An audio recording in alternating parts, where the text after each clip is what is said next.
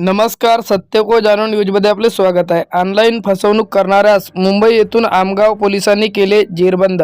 Amgaon police station गुन्हा register number 205/2023 420 34 IT act 66 66 मधील आरोपितांनी share मार्केटच्या नावाखाली मोठ्या रकमेचे आमिष दाखवून लोकांची फसवणूक केलेली आहे.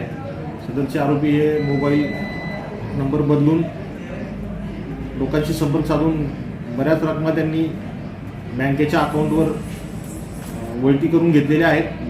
खूप लोकांची फसवणूक केलेली आहे. त्या अनुषंगाने आमची आमगाव पोलीस स्टेशनचे सपोनी दायगुडे, ASI शेंद्रे आणि PC साबळे असे मुंबई येथे रवाना करण्यात आलेले होते. त्यांनी मुंबई येथे जाऊन त्या आरोपीला ताब्यात घेतलेला आहे.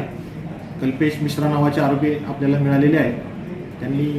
त्यांच्याकडे विचारपूस केली असता त्यांनी खोट्या नावाने जवळजवळ 12 अकाउंट बनवलेले आहेत आणि त्यामध्ये शेअर मार्केटचे पैसे वळवल्याचं त्यांनी आतापर्यंत सांगितलेलं आहे.